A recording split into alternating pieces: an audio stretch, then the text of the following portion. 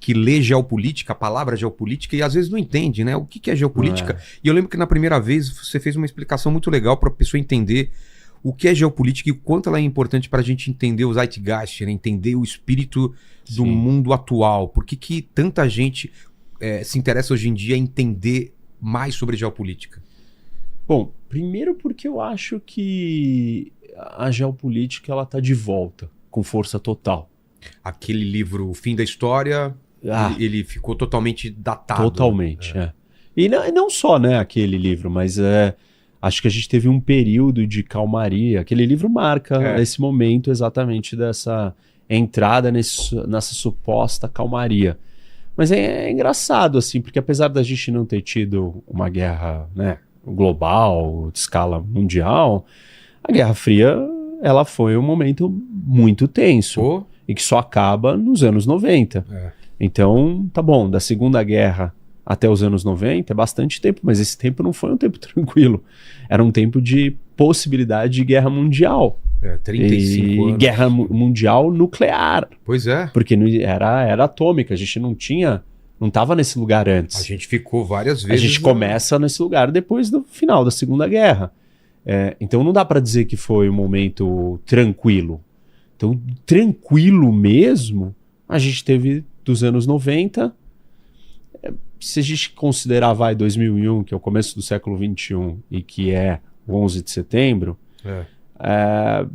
não sei se dá para dizer que o 11 de setembro, né, ou a era da guerra ao terror, do terrorismo internacional, foi algo tão traumático para o mundo, se comparar com o que está acontecendo hoje, se comparar com a geopolítica tradicional da competição entre grandes potências ou grandes forças, certamente a guerra ao terror não era esse problema tão grave. Então, dá para dizer que 90 até 2000, 2000 até 2010, aí eu já acho que 2014, 2015, o mundo já está estranho. Então, basicamente, a gente teve o quê? 25 anos, 24 anos de calmaria de verdade, atípica.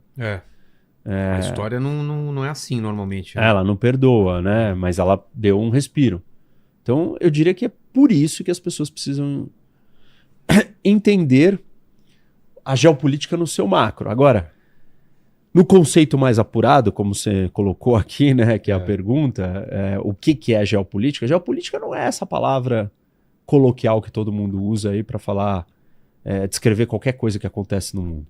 A geopolítica é um campo de estudo sério que mistura duas disciplinas ou duas áreas bastante interessantes, a geografia e a política.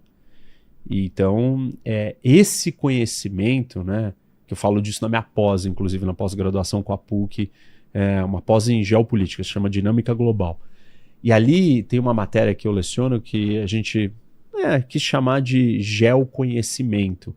E o que é esse geoconhecimento? É essa mistura de trazer de volta a força da geografia para entender a vida humana, para entender as sociedades, para entender as civilizações, para entender os jogos de poder, as disputas de poder, as questões estratégicas, a sobrevivência dos povos.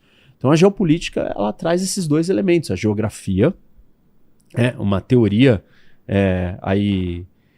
histórica que explica o mundo pela ótica da combinação ou da interação, da dinâmica entre geografia e política. Geografia estática, determinista, de muitas maneiras imutável, mas a política não. E a política, uma das formas de representar a política é a ação humana. Uma das maneiras que o ser humano pode interferir com a geografia é com a tecnologia e com as suas escolhas. Então por isso que a geopolítica não é determinista. E por isso que quando eu falo que não existe nenhum, e não é eu que falo, né? É uma constatação empírica, não existe nenhum país tropical desenvolvido no mundo, a não ser pequenas exceções que são ilhas, e para aqueles que não lembram da geografia, a Austrália não é um país tropical. Quando eu falo isso, eu não estou sendo determinista. Eu não estou dizendo que isso é imutável, eu estou dizendo Não existe nenhum país hoje, né? Não existe nenhum país desenvolvido ou tropical hoje. Quer dizer que não vai existir? Não. Mas se até hoje não existe, quer dizer que existe alguma correlação que precisa ser pensada, estudada e entendida. Que talvez exista um obstáculo climático para o desenvolvimento de nações. E o clima é só um dos elementos da geografia. Existem vários outros, o relevo, o acesso ao mar, a topografia. Claro que se você tem dinheiro e tecnologia suficiente, você consegue vencer as dificuldades do clima, mas é uma dificuldade a mais, né? É um investimento que você tem que ter a mais. Isso, mas aí você tem que ter tido o dinheiro. Exato. E se você. É isso. um E como é que você vai ter o dinheiro antes, entendeu? Qual é o primeiro recurso que você tem? O primeiro recurso que é dado para você é o seu solo. Isso, é o que você tem da natureza. Assim, não é só o primeiro. Até hoje a humanidade é altamente dependente dos recursos naturais. Da onde que veio toda a tecnologia? Até qualquer discussão hoje de inteligência artificial, ela passa por geração de energia. Sim. E da onde que vem a energia? Por geração de energia. Ela vem do vento. Não, ela é eólica, né? Ou ela é solar, ou não, ela é hidrelétrica. Ela é nuclear. Tá bom, você precisa de material radioativo como combustível para alimentar aquela usina nuclear. Não é uma tecnologia que você construiu uma caixinha e pronto, ela funciona. A gente nunca se libertou da geografia e dificilmente irá se libertar. E agora tá mais determinante com as terras raras, né? Com essas novas tecnologias. Também, mais outra. Assim, é só uma mudança, É só uma mudança, na verdade. Você mudou do petróleo, era óleo, era o carvão, petróleo, aí urânio, aí lítio, aí terras raras. E vai continuar mudando. E assim, não importa que a gente saia da Terra ou que a gente invente a inteligência artificial, os robôs também vão precisar dos recursos naturais. Eles também vão precisar e vão existir em algum espaço.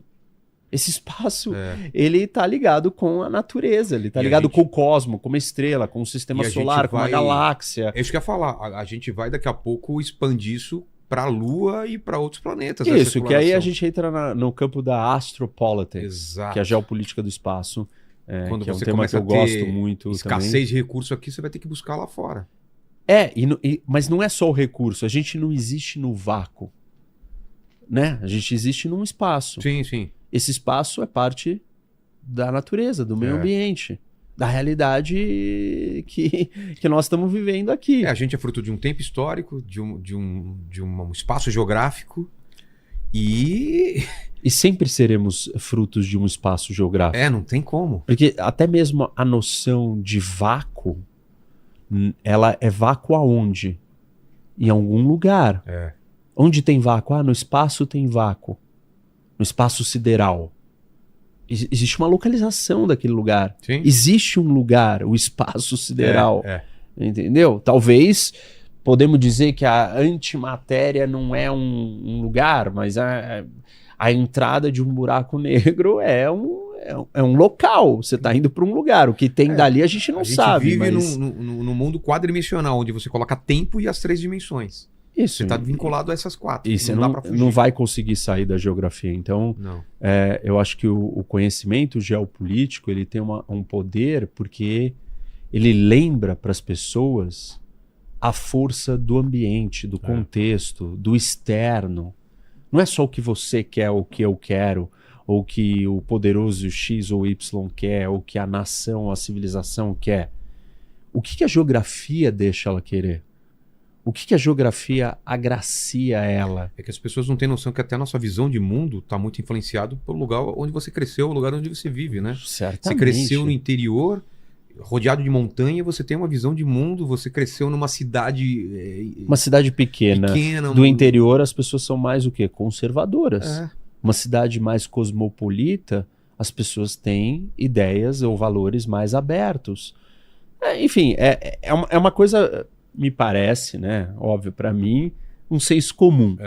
Mas é difícil fazer as pessoas lembrarem disso. E eu acho que esse é o valor da geopolítica. Pois é. É um valor de você entender o contexto e o seu papel dentro do contexto. Você não existe sem esse outro lugar, você não existe sem esses elementos da natureza, do contexto, do ambiente, do espaço, do lugar. Tudo isso está te moldando, está moldando todo mundo. Economicamente, psicologicamente, emocionalmente, em termos de valores, socialmente, religiosamente. A geopolítica, ela nasce como uma ciência, como uma área de estudo, é recente, e ela tinha outro nome, ou ela... Não, ela nasceu, não é tão recente, mas o olhar geográfico sempre existiu. Mas misturar com a política, é uma não. Ideia que surge quando? Olha, sei lá, ela passa por uma crise muito séria, né, na Segunda Guerra Mundial, com o nazismo. O nazismo se apropria do pensamento geopolítico, e aí a geopolítica ela é mal vista dentro dos lugares de estudo e descartada. Não se fale mais nisso, não queremos mais visitar esse lugar. E ela é resgatada recentemente, agora que ela está voltando a ser respeitada, né? Porque a ideia é que a tecnologia, ou que nós somos muito superiores à geografia. A gente não é. A gente não precisa, sei lá, a gente não construiu algo na Amazônia porque a gente não quis. Não é porque a gente não consegue, entendeu? E isso é um erro. A gente não consegue. A gente não consegue literalmente acessar aquele lugar. Do jeito que a gente não consegue acessar um monte de coisa. Então, acho que tem uma percepção errada, e por isso que é importante falar de geopolítica, mas geopolítica de verdade. Não, é fascinante, fascinante. E eu queria entender a cabeça de um Trump, um Putin, um Lula, quando ele tá num tabuleiro tomando as decisões. Por exemplo, o Putin, quando ele decide invadir a Ucrânia, ele está pensando em recursos, ele está pensando em política, o que isso vai fazer diferença internamente. O Trump, quando fala de Groenlândia, ele está pensando em geopolítica também. Ele está falando, eu preciso disso por causa das rotas marítimas, por causa de terras raras, ou por causa disso. Tudo isso pesa quando ele vai tomar essas decisões. Certo. Não é assim, porque as pessoas simplesmente falam, por que deu na dele agora? Por que ele quer a Groenlândia? Por que ele quer anexar o Canadá? Por quê? Porque ele se interessou, de repente, de novo pela América Latina. E aí tem que entender por que tudo isso está acontecendo. Então vamos, professor, por que tudo isso está acontecendo? Eu acho que o Trump, vamos começar a partir da cabeça do Trump, a partir do mandato dele, porque ele deu essa mexida no tabuleiro mundial. O Putin começa com a invasão da Ucrânia, né, lá em 2014. Isso. Meio que o mundo fecha os olhos, ou olha para outro lado, meio que o que aconteceu pós Primeira Guerra, né, quando a Alemanha também começou a dar uns sinais, e o pessoal falou, não, acabamos de passar por uma guerra. O que aconteceu a partir de 2014 para cá? Olha, o que eu acho que o principal que aconteceu é os países começaram a ficar mais fortes, e alguns países, e aí então eles começaram a buscar os seus interesses, né, os seus objetivos de forma mais agressiva, mais contundente, e ao mesmo tempo começaram a se preocupar com as dependências. Quanto que eu estou dependendo de outro? Quanto vulnerável eu sou? Dependência e vulnerabilidade na política internacional. E isso começou a aflorar. E aí cada um, então, foi buscar o seu maior objetivo geopolítico. E aí o Putin foi para o leste europeu, para resgatar uma União Soviética, um território grande, que dá segurança, que tem espaços, tampões para, se ele for invadido, ele poder recuar. A China está nesse processo também, buscando essa mesma coisa com Taiwan e com outros lugares, com a nova Rota da Seda. Então todo mundo começou a se movimentar mais rápido. Mas veio um pouco também... Mais rápido, mas não quer dizer que eles não estavam fazendo isso antes. Sempre houve movimento, ninguém ficou parado esperando. Não, né? É que alguns movimentos não davam para ser feitos. Então o Putin estava reformando o seu exército, as suas forças militares, não dava para ele fazer isso. Guardando recursos. Mas ele, em 2008, já foi lá na Geórgia. Então, ele já fez movimentos antes. Ele foi para a Síria também. Ele começou a se mexer. Ou até mesmo a preparação para se mexer já era um indício que essas coisas iriam retomar ou voltar para a equação. E aí o Trump, ele é só alguém que tem um approach, né, uma maneira de fazer isso mais ousada, mais talvez estridente e ousada. Porque nem tudo que ele faz é ousado. Não. A operação na Venezuela, ela é bem sucedida. Muito bem planejada, né? Mas assim, se você comparar a ousadia do Iraque... É isso que eu ia exatamente comparar com o Iraque. O Trump não foi ousado. Não, foi uma bala teleguiada. Foi uma coisa teleguiada por uma... Foi super cauteloso. Eu vou capturar 2... Ok, a operação é muito... Não é possível que eu já ganhei a corrida e você ainda não se inscreve, deixou o like e comentou. Que lerdão.